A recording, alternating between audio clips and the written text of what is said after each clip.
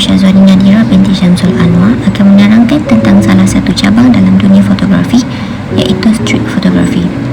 Street photography merupakan satu bentuk seni yang merakam kehidupan sebenar manusia di ruang awam secara spontan tanpa sebarang lakonan atau arahan.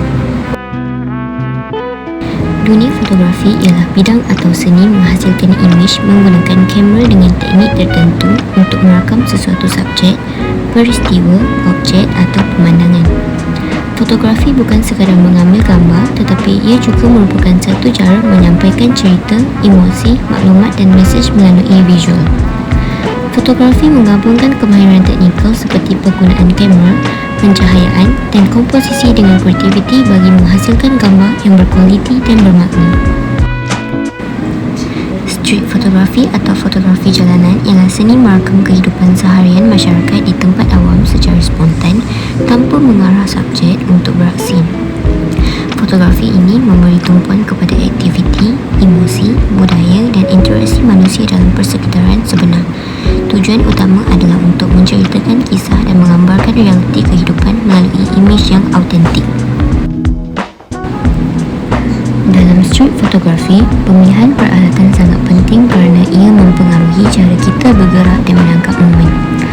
Antara peralatan yang biasa digunakan ialah kamera DSLR atau mirrorless serta smartphone yang lebih mudah dibawa ke mana-mana. Selain itu, lensa 35mm dan 50mm juga sering menjadi pilihan kerana ia sesuai untuk menangkap suasana sebenar jalanan tanpa terlalu banyak distorsi.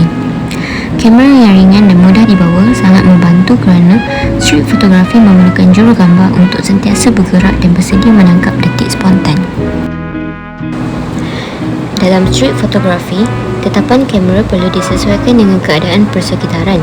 Shutter speed biasanya digunakan pada 1/250 atau lebih laju untuk membekukan pergerakan orang di jalanan. Aperture pula antara f/5.6 hingga f/8 supaya lebih banyak kawasan dalam gambar berada dalam keadaan tajam. ISO pula biasanya antara 100 hingga 800 bergantung pada cahaya persekitaran.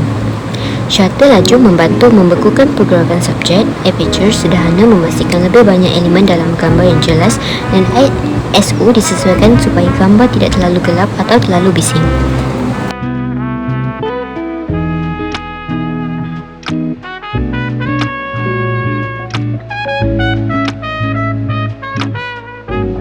Dalam street photography, white balance memainkan peranan penting untuk memastikan warna dalam gambar nampak natural. Antara tetapan yang biasa digunakan ialah daylight, cloudy dan auto white balance. White balance yang betul memastikan warna bangunan, jalan dan kulit manusia nampak lebih semula jadi dan tidak terlalu kekuningan atau kebiruan. Komposisi sangat penting dalam street photography kerana ia menentukan bagaimana cerita dalam gambar disampaikan. Antara teknik komposisi yang digunakan ialah rule of thirds, leading lines, framing, negative space, symmetry dan candid movement. Setiap teknik ini membantu menjadikan gambar lebih menarik dan mempunyai makna yang tersendiri. Contohnya, leading lines boleh menarik mata penonton ke subjek utama, manakala candid movement menangkap situasi yang netral dan tidak dirancang. Pencahayaan adalah elemen utama dalam menghasilkan mood dalam street photography.